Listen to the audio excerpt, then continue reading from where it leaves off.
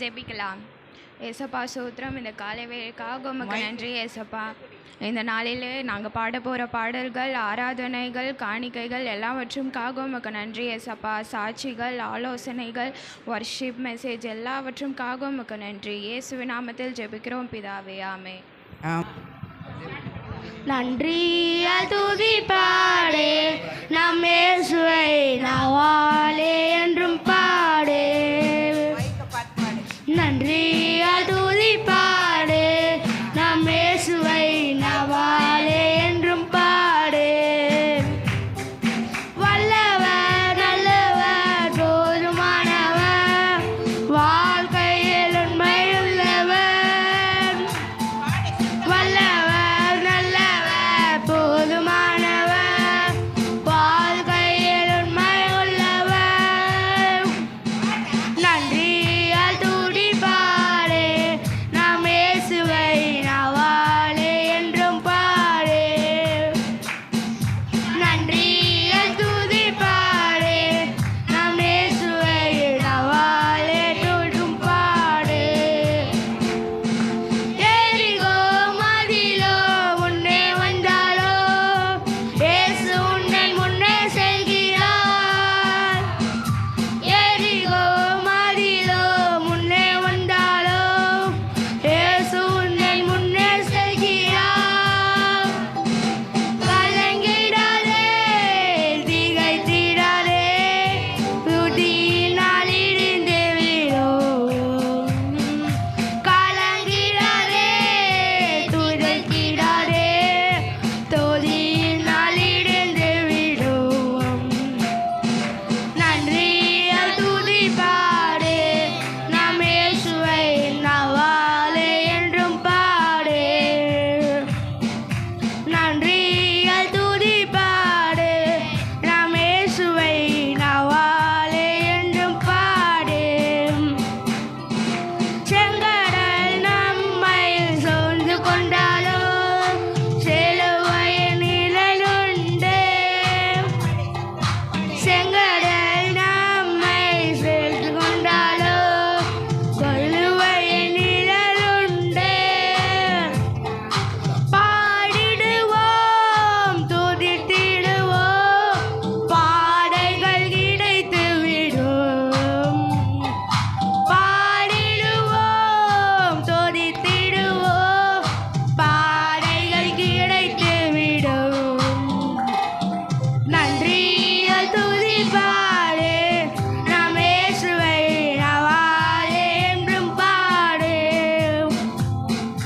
நன்றியால் துதி பாடே, நம் இயேசுவை நாவாலே என்றும் பாடே. கோலியாத் நம்மை எதிர்த்து வந்தாலோ, கொஞ்சமும் பயம் வேண்டாம். கோலியாத் நம்மை எதிர்த்து வந்தாலோ, கொஞ்சமும் பயம் வேண்டாம். இயேசு என்னும் நாமம் உண்டே, என்றே ஜெயந்திடுவோம். இயேசு என்றும் நாமம் உண்டே, என்றே ஜெயந்திடுவோம். நன்றியால் துதி பாடே, நம் இயேசுவை நாவாலே என்றும் பாடே. நன்றியால் துதி பாடே, நம் இயேசுவை நாவாலே என்றும் பாடே. ஆராதிப்பேன், நான் ஆராதிப்பேன், ஆண்டவரே இயேசுவை ஆராதிப்பேன். ஆராதிப்பேன், நான் ஆராதிப்பேன், ஆண்டவரே இயேசுவை ஆராதிப்பேன். வல்லவரே உம்மை ஆராதிப்பேன், நல்லவரே உம்மை ஆராதிப்பேன். வல்லவரே உம்மை ஆராதிப்பேன், வல்லவரே உம்மை ஆராதிப்பேன்.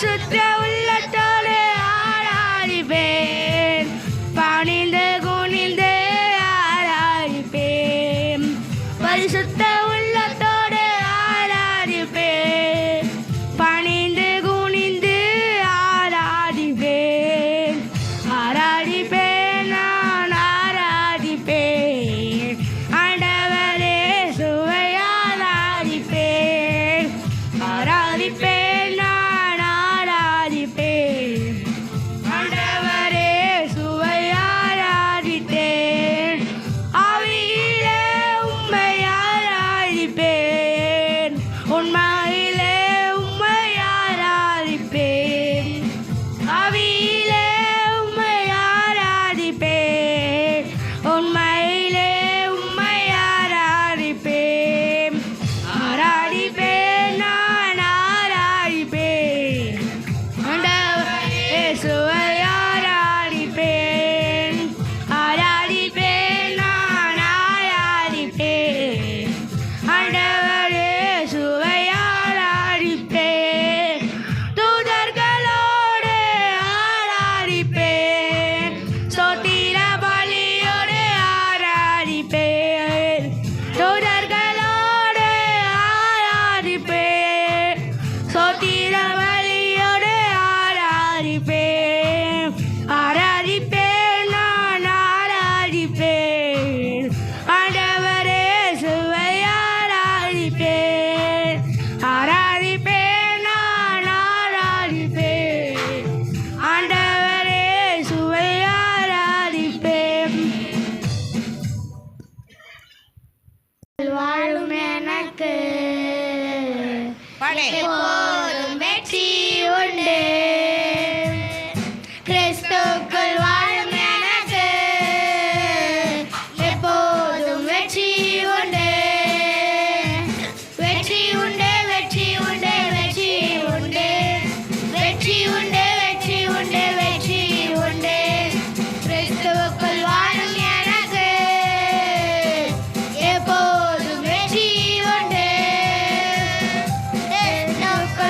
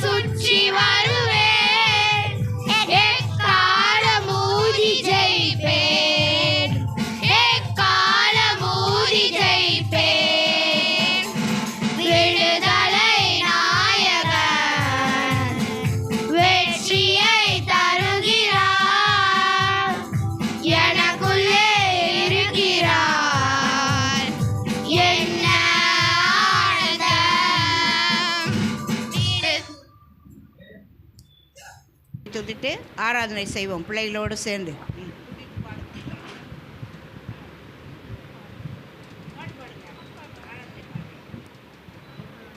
சந்தோஷம் பொங்குதே, சந்தோஷம் பொங்குதே, சந்தோஷம் என்னில் பொங்குதே.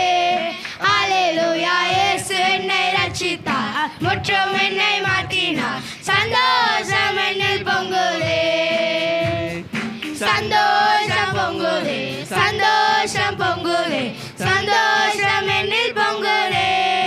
அல்லேலூயா, இயேசு என்னை ரட்சித்தார், முற்றும் என்னை மாற்றினார். சந்தோஷம் என்னில் பொங்குதே. வழி தப்பி நான் திரிந்தேன், பாவ வழி அதை சுமந்தடைந்தேன். வழி தப்பி நான் திரிந்தேன், பாவ வழி அதை சுமந்தடைந்தேன். அவர் அந்த குரலே அழைத்தது என்னையே, அவர் அந்த குரலே அழைத்தது என்னையே. அந்த எந்த நாளில் எந்த பாவம் நீங்கிற்று,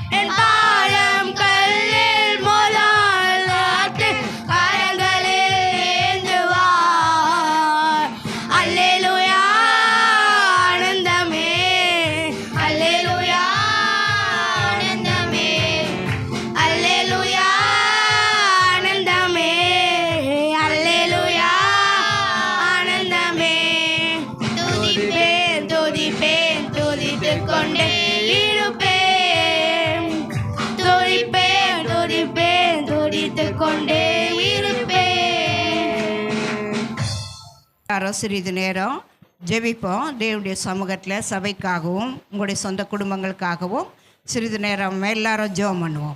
எல்லாரும் ஜெபிப்போம். தேவ சமூகத்தில் எல்லாரும் முழங்கால் படிட்டு உங்களுடைய சொந்த காரியத்துக்காகவும் சபைக்காகவும் சபையில் நடக்கிற இந்த வாரம் நடக்க போகிற இந்த மாதம் முழுவதும் நடக்க போகிற எல்லா ஊழியங்களுக்காகவும் ஜெபம் பண்ணுங்க. எல்லாரும் ஜெபம் பண்ணுங்க. ஹல்லேலூயா, ஹல்லேலூயா. இந்த காணிக்கையின் பகுதி எல்லாரும் நம் காணிக்கைகளை எடுத்துக்கொள்வோம். காணிக்கைக்காய் ஜெபம் பண்ண போகிறாங்க. எல்லாரும் நம் சபையார் எல்லாரும் காணிக்கை எடுத்துக்கொண்டு ஜெபத்தில் கலந்து கொள்வோம். அன்புள்ள ஏசப்பா, இந்த காணிக்கை பகுதிக்காய் நன்றி. கொடுக்க போகிற காணிக்கையை ஆசீர்வதிங்க ஏசப்பா.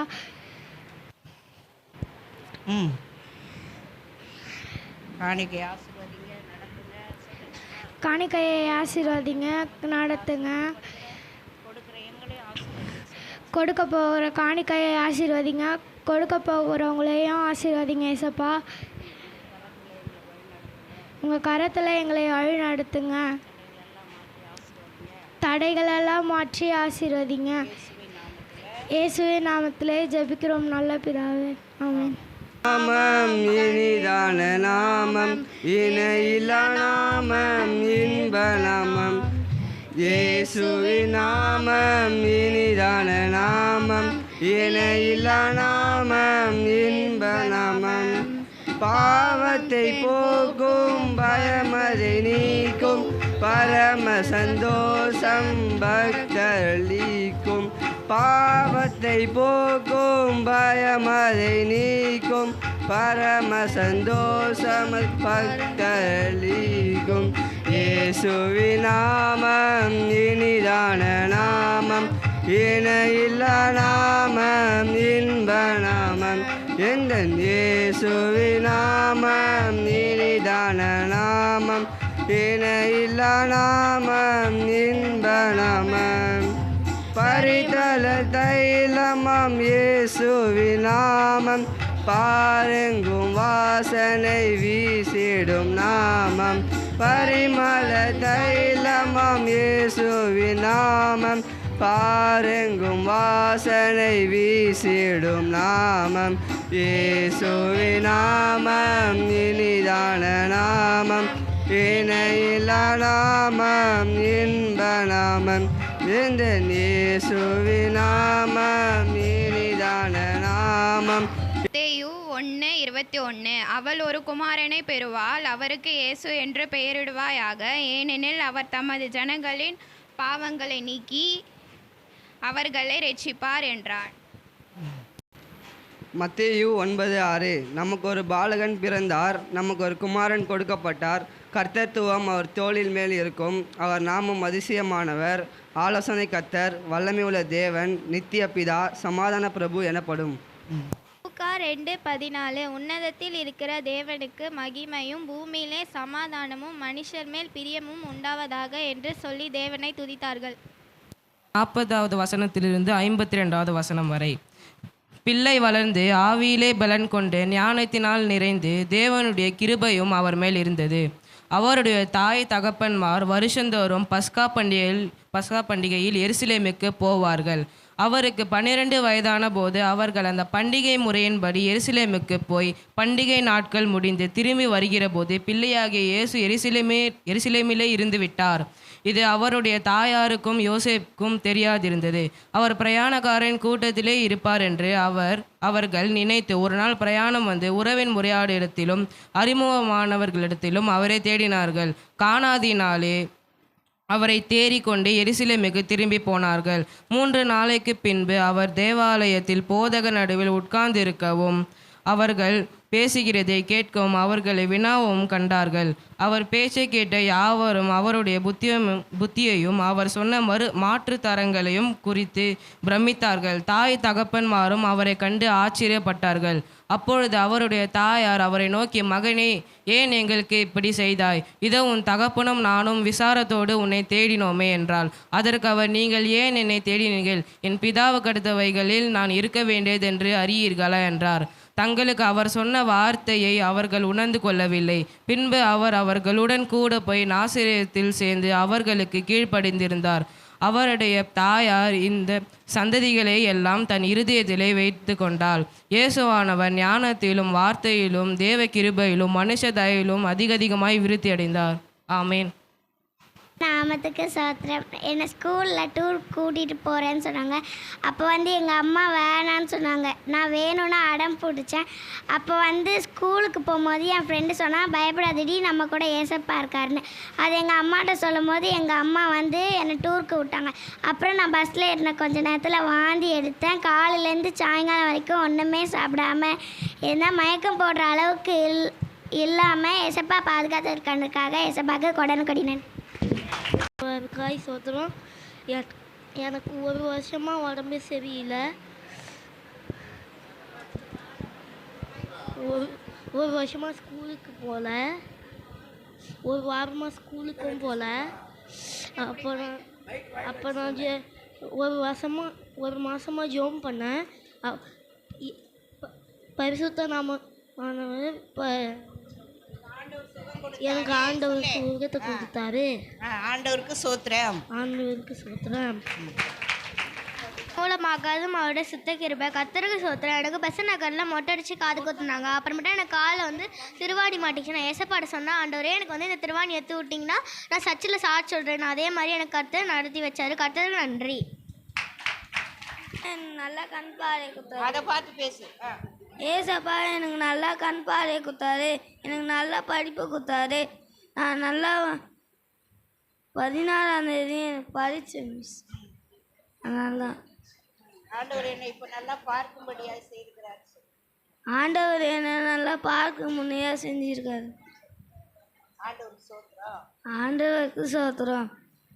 பிள்ளைகள் வாச வசனங்கள் தான் தீர்க்க தரிசன வார்த்தைகளை அவங்க வாசித்திருக்கிறாங்க. சிறு பிள்ளைகளுடைய வாரன்றதுனால சிறு பிள்ளைகளுக்குரியதான காரியம்தான் இதில் நிறைய ஆண்டவருடைய சமூகத்தில் கூட ஆண்டவர் கூட சின்ன பிள்ளையிலே இருந்து எல்லா ஊழியத்தை கூட அவர் 12 வயசுலேருந்தே செய்திருக்கிறார். அதுக்கப்புறம்தான் அவர் 30 வயசில் ஞானஸ்தானம் பெற்று அதுக்கப்புறம் அவர் ஊழியத்தை செய்திருக்கிறார். சிறு பிள்ளை வயதில் செய்ததுனால்தான் லூக்கா 2ஆம் அதிகாரத்தில் அந்த பிள்ளைங்க 40வது வசனத்துலேருந்து 52 வரைக்கும் வாசித்தாங்க. அவர் என்ன செய்கிறார் ஆண்டவர்னு சொன்னால், அந்த காரியத்தில் அவர் வந்த நோக்கம் திட்டம், அவர் எப்படி தரிசனத்தோடு பிறந்தாரோ தீர்க்க தரிசன வார்த்தைகளோடு பிறந்தாரோ செய்தாரோ அதே தான் ஆண்டவர் நிறைவேற்றும்படியாய் வந்தார். அதனால் ஆண்டவருக்குடைய கரத்தில் என்னன்னாக்கா, முதலாவது என்னென்னா அவர் பிறப்பின் காரியம். அவர் மீட்பராய் வந்தார், இரட்சகராய் வந்தார், ஜனங்களின் பாவங்களை மீட்டு ரட்சிக்கிறவர் என்று சொல்லப்பட்டது. மத்தேயு 21:21 சொல்லப்பட்டது. அடுத்து என்னன்னு சொன்னால், அவர் பிறக்கும் பொழுது உன்னதத்தில் தேவனுக்கு மகிமையும் பூமியிலே சமாதானம் உண்டாவதாக என்று சொல்லப்பட்டது. அடுத்து அவர் ஒரு பாலகன் பிறப்பார், ஒரு குமாரன் கொடுக்கப்பட்டார், கர்த்தத்துவம் அவரின் மேல் இருக்கும், அவர் ஆலோசனை கர்த்தர், வல்லமையுள்ள தேவன், நித்திய பிதா, சமாதான பிரபு என்று சொல்லப்பட்டது. இது கிறிஸ்மஸ் டைம்ன்றதுனால சிறு பிள்ளைகள்ன்றதுனால இந்த காரியத்தை குறித்து அந்த பிள்ளைகளுக்கு வாசிக்க கற்றுக் கொடுத்தோம். அதன்படி பிள்ளைங்கள்லாம் வாசித்தாங்க. இப்போ அதை நாம் தேவனுடைய வார்த்தையாய் நாம் தியானிக்கலாம். சிறிது நேரம் ஆலோசனையாக கர்த்தருடைய சமூகத்தில் ஆண்டவர் புறஜாதிகளுக்காகவே ஆண்டவர் என்ன செய்கிறாருன்னா பிறக்கிறாரு. அதுதான் முதலாவது வசனம் மத்தேயு 1:21 சொல்லப்பட்டது. வாசிக்கலாம். அவர் ஒரு குமாரனை பெறுவார், பேரிடுவாயாக, ஏனெனில் பாவங்களை நீக்கி அவர்களை ரட்சிப்பார் என்றார். ஆண்டவர் என்ன செய்கிறாருன்னு சொன்னால், அவர் வரும்பொழுதே பிறக்கும் பொழுதே அவர் என்ன பண்ணுறாருன்னா நம்மளுடைய பாவங்களுக்காக பிறந்தார். அதுதான் அது முதலே அவருக்கு. அதனால தான் அந்த பேர் இயேசு என்று சொல்லப்பட்டிருக்கிறது. இயேசு என்று சொன்னால் தமது பாவங்களை நீக்கி தமது ஜனங்களின் பாவங்களை நீக்கி அவர்களை ரட்சிப்பார் என்றார். அதனால தான் தேவனுடைய தீர்க்க தரிசன வார்த்தைகள் இப்பொழுதும் அவருக்கு சொல்லப்பட்டபடி நிறைவேறி கொண்டிருக்கிறது. அநேகரை ஆண்டவர் அந்த வார்த்தையின்படியாய் ரட்சித்து கொண்டே வருகிறார். அடுத்த வார்த்தை என்ன சொல்லப்பட்டிருக்குன்னா, அதே 1:23 சொல்கிறார், அவன் பெறுவாள், இம்மானுவேல் என்று பேரிடுவார்கள் என்று சொன்னார். இம்மானுவேல் என்றால் தேவன் நம்மோடு இருக்கிறார் என்று அர்த்தமா. இன்றைய வரைக்கும் ஆண்டவர் நம்மோடு கூட தான் இருக்கிறார். தேவனுடைய வார்த்தைகள் எல்லாம் ஒன்றும் மறைந்து போவதில்லை, கெட்டு போவதில்லை, அழிந்து போவதில்லை, மாறுவதில்லை. தேவன் நேற்றும் என்றும் மாறாதவராய் இருக்கிறார். ஆமாம், தேவன் மாறாதவர். அதுக்கு என்ன காரணம் அப்படின்னு சொன்னால் யோவான் 3:16 வசனம் தான் அதற்கு சாட்சி. யோவான் 3:16 வசனம். ஒரே பேரான குமாரனை எவனோ அவன் கெட்டு போகாமல்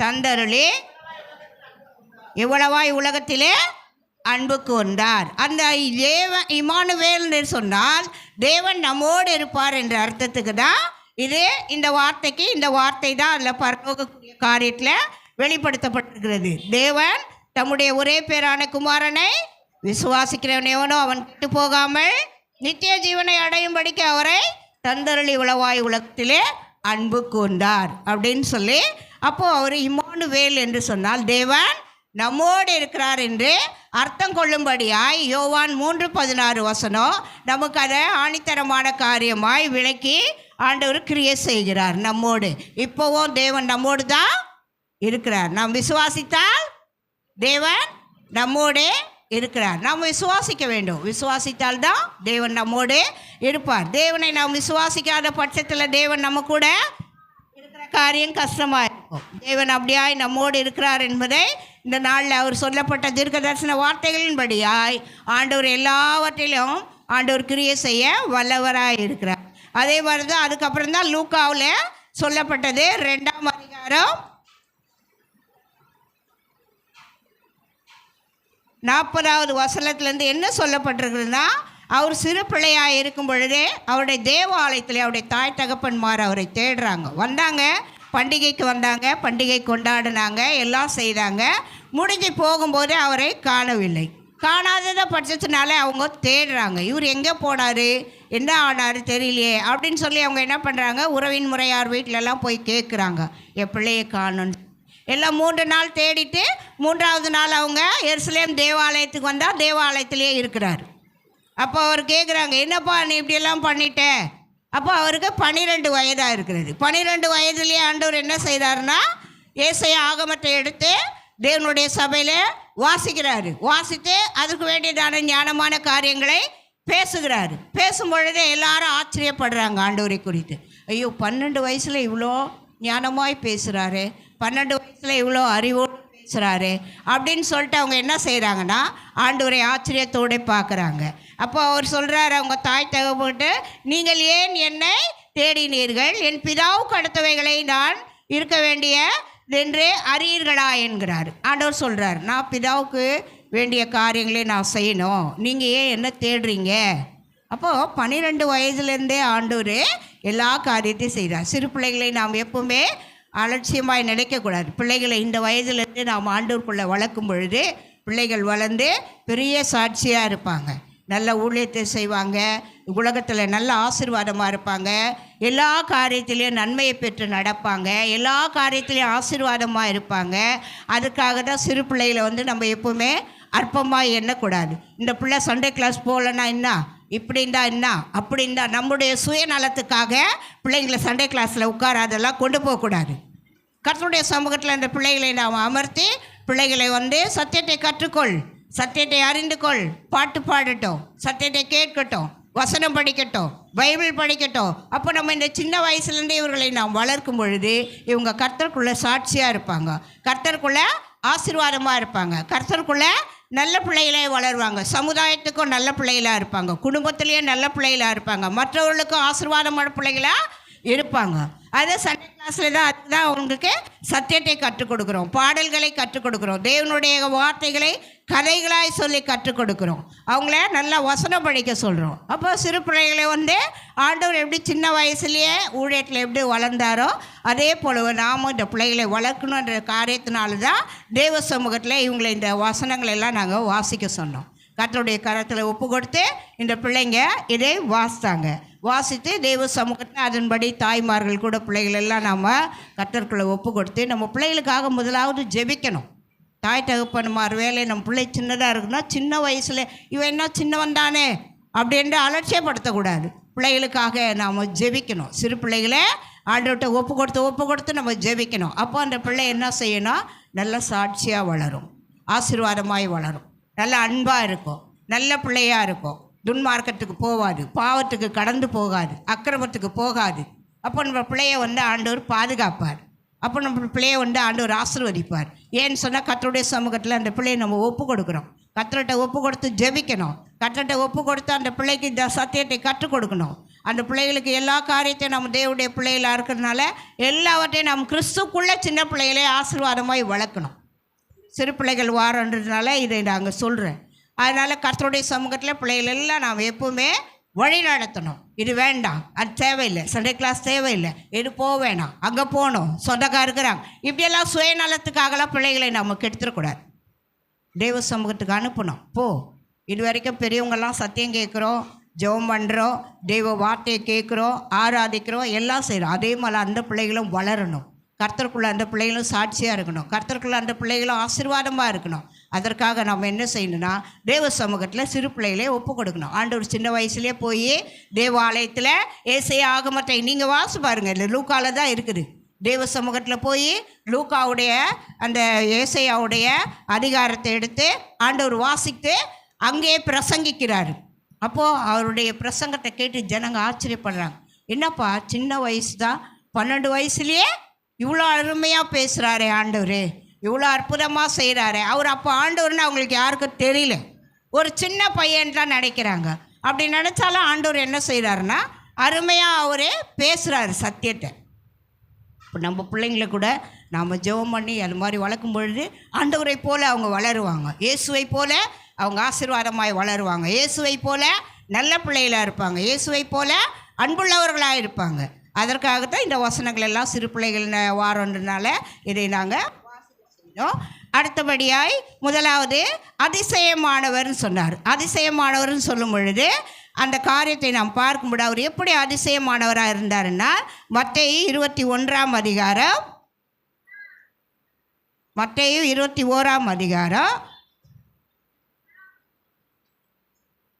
15-16 வாசிக்கலாம். அதிசயங்களையும் தாவீதின் குமாரனுக்கு ஓசன்னா என்று ஆர்ப்பரிக்கிற பிள்ளைகளையும் பிரதான ஆசாரியரும் வேத பாரகரும் கண்டு கோபமடைந்து அவரை நோக்கி, இவர் சொல்லுகிறதை கேட்கிறீரோ என்றார்கள். அதற்கு இயேசு சொல்கிறார் பாருங்க, ஆம் கேட்கிறேன். குழந்தைகளுடைய வாயினாலும் பாலகருடைய வாயினாலும் துதி உண்டாகும்படி செய்தீர் என்பதை நீங்கள் ஒரு காலம் வாசிக்கவில்லையா? இங்கே என்ன சொல்கிறாருனாக்கா பிள்ளைகள் மூலையும் துதி உண்டாகும். இங்கே ஏன் சொல்கிறாருன்னா ஆண்டவர் அவங்க என்ன பண்ணுறாங்கன்னா இப்படி பேசுகிறாங்க. இதை யார் பரிசோதிக்கிறதுனா யோவான் ஸ்நானகன் சொல்வார்.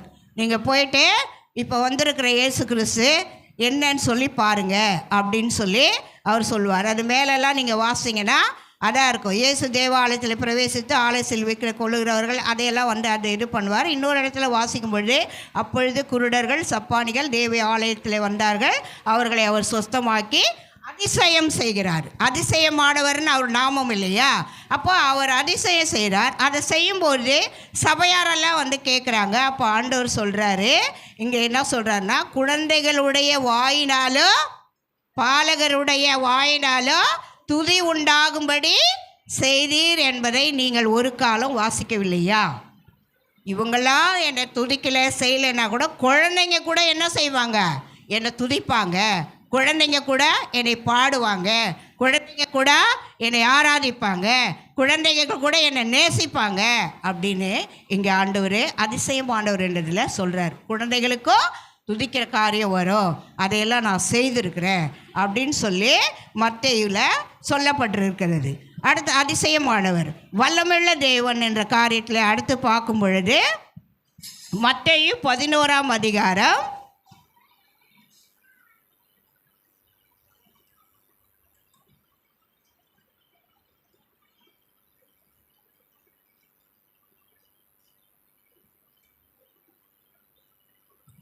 11வது அதிகாரம் 4:6 வாசிக்கலாம். 4வது வசனத்துலேருந்து 6வது வசனம்.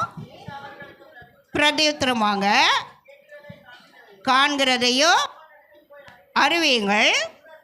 பார்வையடைகிறார்கள், சப்பானிகள் நடக்கிறார்கள், குஷ்டரோகிகள் சுத்தமாகிறார்கள், செவிடர்கள் கேட்கிறார்கள், மரித்தோர் எழுந்திருக்கிறார்கள், தரித்திரருக்கு சுவிசேஷம் பிரசங்கிக்கப்படுகிறது.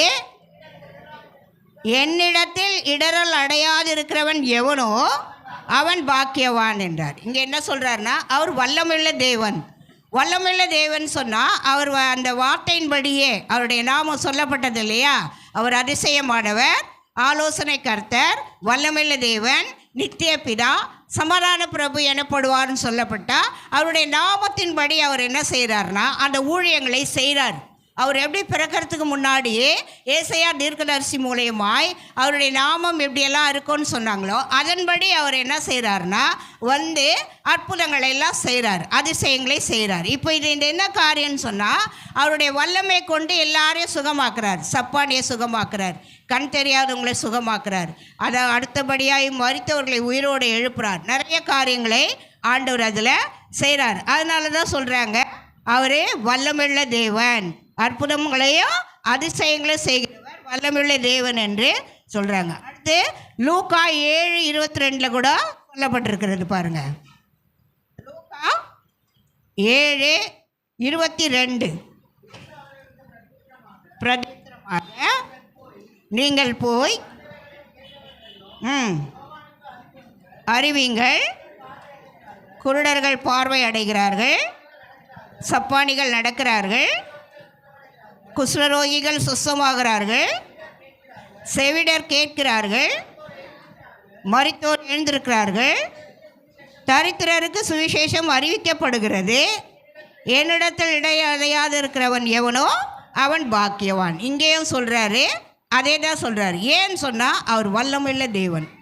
வல்லமுள்ள தேவன் அற்புதங்களை செய்கிற தேவனாயிருக்கிறபடினாலே அவருக்கு சொல்லப்பட்ட அந்த நாமங்களை கொண்டு அவர் அதன்படி எல்லாவற்றையும் செய்கிறார். ஆண்டவரே அவர் நாமம் சொல்லப்பட்டது எப்படியோ அதன்படியே எல்லாவற்றையும் செய்து அற்புதங்களை செய்து மரித்து உயிர்த்தெழுந்திருக்கிறார்.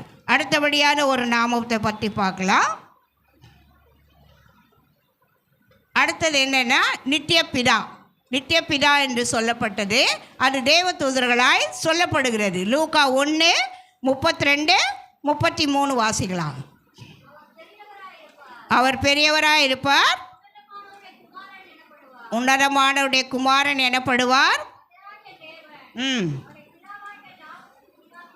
சிங்காசனத்தை கொடுப்பார், யாக்கோபின் குடும்பத்தாரை என்றென்றைக்கும் அரசாளுவார், அவருடைய ராஜ்யத்துக்கு முடிவு இருக்காது என்றார். அவருடைய ராஜ்யத்துக்கு முடிவு இருக்காதுன்னு சொன்னார். அவர் பெரியவராக இருப்பார், உன்னதமானவருடைய குமாரன் எனப்படுவார், கர்த்தராகிய தேவனுடைய பிதாவாகிய தாவீதின் சிங்காசனத்தை அவர் கொடுப்பார், அவர் யாக்கோபின் குடும்பத்தாரை என்றென்றைக்கும் அரசாளுவார், அவருடைய ராஜ்யத்துக்கு முடிவிராது. இது என்னன்னு சொன்னால் நித்திய பிதா. நித்திய பிதா என்று சொன்னால் அவர் என்ன செய்கிறார்னா எப்பொழுதுமே அவர் ஜீவிக்கிறவராகவே இருக்கிறார், எப்பொழுதுமே அவர் ஆளுகை செய்கிறவராகவே இருக்கிறார், எப்பொழுதுமே அவர் ஜீவனுள்ள தேவனாகவே இருக்கிறார். எப்போன்னு சொன்னால் நம் பரலோகத்துக்கு போய் பரலோகத்தில் இருக்கிற எல்லா காரியங்களிலும் அவர் பிதாவோடு இருந்து அந்த நித்திய பிதாவாய் அவர் அற்புதங்களை செய்கிறார். அடுத்து சமாதான பிரபு பார்க்கலாம். சமாதான பிரபு எனப்படுவார். ஏசாயா 9:7 வாசிக்கலாம்.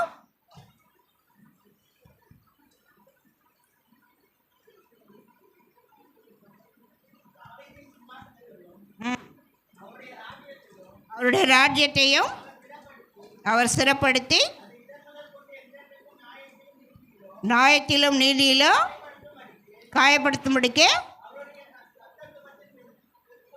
கர்த்தத்துவத்தின் பெருக்கத்துக்கும் அதன் சமாதானத்துக்கும் முடிவில்லை. சேனைகளின் கர்த்தர் வைராக்கியமாய் இதை செய்கிறார். அவர் என்ன காரணம்னு சொன்னால், தாவீதின் சிங்காசனத்தையும் ராஜ்யத்தையும் அவர் திடப்படுத்தி அதை இது முதற்கொண்டு என்றென்றைக்கும் நியாயத்திலும் நீதியிலும் நிலைப்படுத்தும்படிக்கு அவருடைய கர்த்தத்துவத்தின் பெருக்கத்துக்கு அதன் சமாதானத்துக்கு முடிவில்லை. சேனைகளினுடைய கர்த்தராக வைராக்கியம் இதை செய்யும். இது என்னன்னு சொன்னால் சமாதான பிரபு.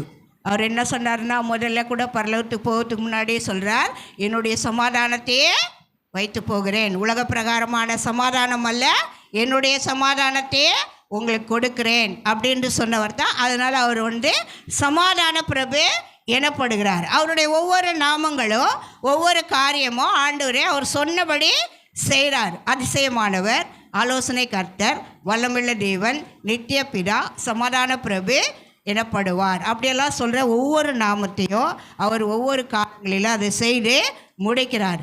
அடுத்து லூக்கா 2:14 சொல்கிறாரு பாருங்க. லூக்கா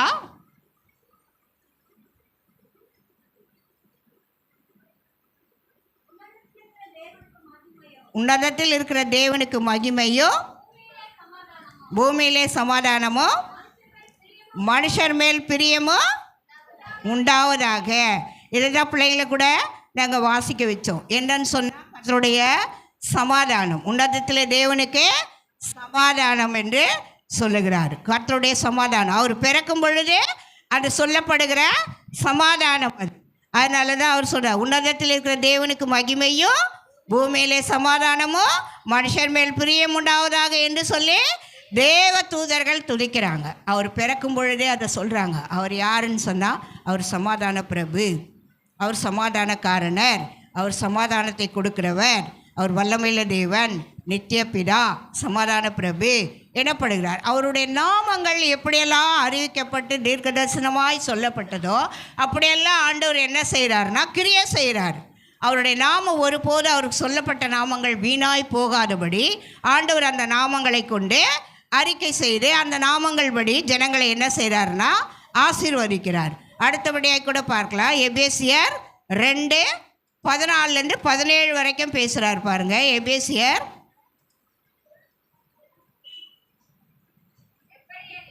எப்படியெனில் காரணராகி இருத்திரத்தாரையும் ஒன்றாக்கி தகர்த்து நியாயப்பிரமாணத்தை நம்முடைய மாம்சத்தினாலே ஒடித்து சிருஷ்டித்து சமாதானம் பண்ணி பகையை சிலுவையினாலே கொண்டு அதனாலே இருத்திரத்தாரையும் ஒரே சரீரமாக தேவனுக்கு ஒப்புரவாக்கினார். அல்லாமலும் அவர் தூரமாக இருந்த உங்களுக்கும் சமீபமாக இருந்த அவர்களுக்கும் சமாதானத்தை சுவிசேஷமாய் அறிவிக்கிறார். அதனால தான் ஆண்டவர் சொல்வார், எந்த வீட்டுக்கு போனாலும் முதல்ல சொல்லுங்கள் சமாதானம்னு சொல்லுங்கள். என்ன சொல்லுங்கள்? சமாதானம்னு சொல்லுங்கள். எங்கே போனாலும் சமாதானம்னு சொல்லுங்கள். இந்த சமாதானம் நம்ம சொல்லும் பொழுது அவங்களுக்குள்ள சமாதானமே இல்லைன்னா கூட சமாதானம் வந்துடும். என்ன செய்யும்? சமாதானமே இல்லைனாலும் சமாதானம் வந்துடும். அது மாதிரி தான் ரோமன் கேத்தலிக் சர்ச்லாம் கூட பாருங்க, முடிஞ்ச பிறகு என்ன செய்வாங்க, எல்லாரும் ஒருவருக்கு ஒருவர் சமாதானம் சமாதானம் சமாதானம் சமாதானம் ஒருவர் சந்தித்து சமாதானம் சமாதானம்னு கூறுவார்கள். நம்மளாம் அப்படி சொல்கிறதே இல்லை. நேரம் முடிஞ்ச உடனே ஓடி போயிடும் இல்லையா? அவங்க சில காரியத்தில் சிலதெல்லாம் ஒழுங்குபடுத்தி பேசுவாங்க, சில காரியங்களெல்லாம் கரெக்ட் பண்ணுவாங்க. அப்போது நம்ம முடிஞ்ச உடனே ஒருத்தருக்கு ஒருத்தர் கை கொடுத்து சொல்லணும், நமக்கு சமாதானம், நமக்கு சமாதானம், நமக்கு சமாதானம், நமக்கு சமாதானம். இன்றைக்கி நம்ம தேவ சபத்துக்கு வந்தோம், சத்தியத்தை கேட்டோம், ஆராதித்தோம், தேவனை நாம் வணங்கினோம், தேவனுடைய சமூகத்தில் நம்ம வந்தோம், இது நமக்கு சமாதானம். அப்போ அதுதான் இங்கே ஆண்டவர் சொல்கிறாரு, இருத்திரத்தாரையும் ஒன்றாக எதனால் இணைக்கிறாருன்னா சமாதானத்தினாலே இணைக்கிறாராம். அதான் சொல்கிறார், சட்டத்திட்டங்களாகிய நியாயப்பிரமாணத்தை நம்முடைய மாம்சத்திலே ஒழித்து இருத்திரத்தாரையும் நமக்குள்ளாக ஒரே புதிய மனுஷனாக சிருஷ்டித்து இப்படி சமாதானம் பண்ணி நம்ம ஒருவருக்கொருவர் சமாதானம். அதை அடுத்து சொல்கிறார், பகையை சிலுவையினாலே கொன்று அதனாலே இருத்திரத்தாரையும் ஒரே சரீரமாக தேவனுக்கு உறவாக்கினார். நாம் எல்லாரும் இப்போ சபையார் எல்லாரும் நாம் எல்லாம் ஒரே சரீரமானவங்க தான். ஆண்டவருக்குள்ளே வந்துட்டோன்னு சொன்னால் நாம் எல்லாம் ஒரே சரீரமானவங்க, ஒரே அன்பாக இருக்கணும், ஒரே ஐக்கியமாக இருக்கணும், ஒரே எண்ணம் உள்ளவர்களாக இருக்கணும். அதை தான் ஆண்டவரே அதிகமாக விரும்புகிறார். அடுத்து 17 அதையும் சொல்கிறாரு, அல்லாமலும் அவர் தூரமாக இருந்த உங்களுக்கு சமீபமாக இருந்த அவர்களுக்கும் சமாதானத்தை சுவிசேஷமாய் அறிவிக்கிறார். தேவன் எப்பொழுதும் சமாதானக்காரனர், ஆலோசனைக்காரர், வல்லமுள்ள தேவன், நித்திய பிதா, சமாதான பிரபு எனப்படுவார். தேவன் தாமே நமக்கு இந்த வார்த்தைகளெல்லாம் ஆசீர்வதித்து இந்த மாதம், இந்த வாரம் முழுவதும் நம்முடைய சமாதானத்தினாலும் அன்பினாலும் ஆசீர்வாதங்களினாலும் நம்மளை வழி நடத்துவாராக. ஆமென்.